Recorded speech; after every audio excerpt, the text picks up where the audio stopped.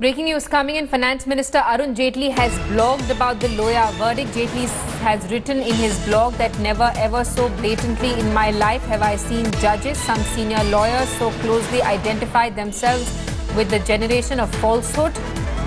They almost come out as conspirators. Amit Shah had no role in the Sarabuddin case. It did not matter to Amit Shah as to which judge heard this flimsy charge against him. Amit Shah was discharged in the case.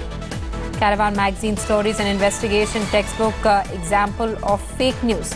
That's from Finance Minister Arun Jaitley's blog. We have Rahul Srivastava, our political affairs editor, who's with us live from the national capital. Rahul, as expected, the BJP responding to the press conference that we just witnessed a short while ago, where a united opposition, or at least a part of the opposition, moved an impeachment motion against the Chief Justice of India. Arun Jaitley says that it's actually unfortunate that politicians and judiciary are now standing together for a common cause against the government and the CJI. See, when we were speaking a little while back, we were talking about the fact that how the judiciary now, it seems, has exposed itself to a scrutiny and a political controversy driven by politicians and politics. Now, this is a classic case where the opposition, utilizing a Supreme Court order, came into the open to take on the Chief Justice of India based on the certain allegations and charges leveled by 4 judges of the Supreme Court in an unprecedented press conference against the Chief Justice of India. Now, now that a motion for impeachment of the Chief Justice of India has been moved, we have the Finance Minister of the country, the leader of the House in Rajya Sabha, an eminent lawyer, Arun Jaitley, moving in to say a few things. One, vis-a-vis the Justice Loya order, that Amit Shah was never involved in the case. It didn't really matter, as you said, as far as who was the judge listening to the case. Second, he is charged about the fake news carried out by the Caravan magazine. And the third is very important, is institutional disruptors. He's charging that there are certain lawyers who are trying to disrupt the institution called judiciary. Now, what it really means, that the government has clarified its stand, where it stands as far as the Supreme Court order is concerned, where the impeachment motion is concerned. What is going to happen from here on, that a huge political turf war between 2 political forces or 2 political formations, one led by the NDA and Prime Minister Narendra Modi, the other led by Rahul Gandhi, with various political parties, are going to battle it out, slug it out with each other, throw charges at each other, and at the core and kernel of that political slugfest is going to be the judiciary, is going to be the judicial orders. Not a very happy time for the judiciary, perhaps, which is called still the last post of call as far as anybody who has a grievance in this country. Anybody, if you see squabbling on the street, 2 ordinary men, they will tell each other, "Chalo court mein milte hain." I think it's an extremely sad day, but it is just the beginning of an extremely sordid saga of politics and judiciary is concerned.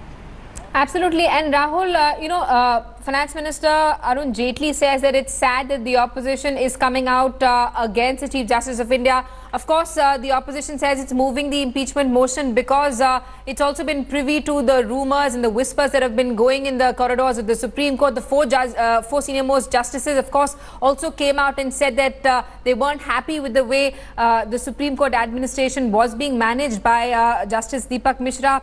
On the one hand, you have the opposition backing allegations that were raised by the 4 judges, but you also have a situation where the government is expressing tacit support for Deepak Mishra. Yes, see, the government is expected to be supporting the Chief Justice of India. Yani, given the basic constitution of India, where there are 4 pillars, the judiciary needs to be backed by the executive and the government of the day. But the fact is, the scrutiny of the orders of the Supreme Court at any level was usually a no-no.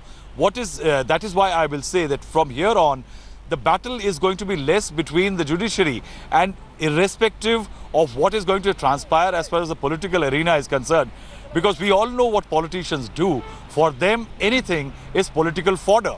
But For the judiciary, it's a big issue. Remember, the judiciary has zealously guarded its own turf in the last 70 years. There was an attempt in 2014 when the NDA government came. It tried to create a commission or take over or somewhere become a greater player or stakeholder as far as the appointment of judges is concerned. The Supreme Court judges, the judiciary all over the country united and protected the turf. And they said that the right of appointing judges remains with the collegium which was created by an order of the Supreme Court. That's what was the kind of turf protection that the Supreme Court was indulging in. Eventually, after that, what has transpired is that after Chief Justice Deepak Mishra took over the charge of the Supreme Court, the judiciary has become divided.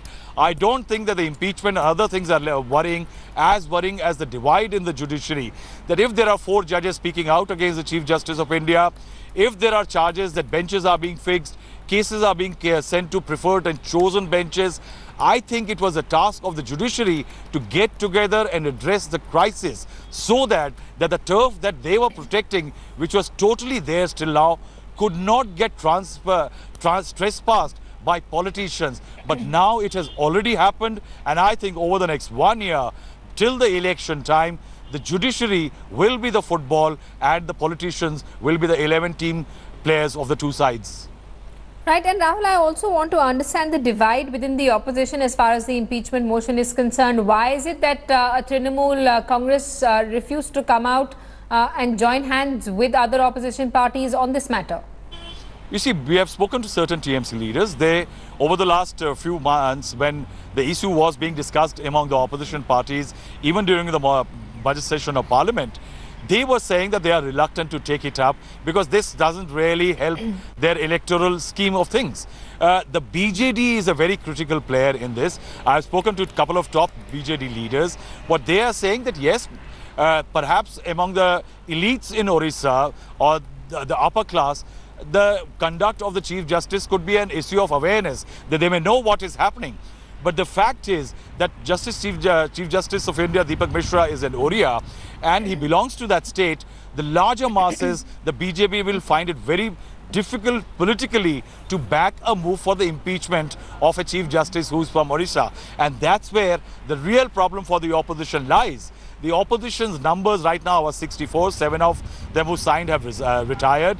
Also, people like ex-Prime Minister Manmohan Singh are not a part of the signatory. So it does lack a bit of conviction. But yes, I think the government could be able to get the numbers as more people may not join in. These 64 from the Congress, SP, BSP and others who have signed the motion. But the fact is that the embarrassment of the whole thing of a Chief Justice's impeachment motion being discussed in Parliament or in Rajya Sabha, in case the chairman of Rajya Sabha allows the motion, could well be embarrassing enough for the Chief Justice of India to decide his future course of action.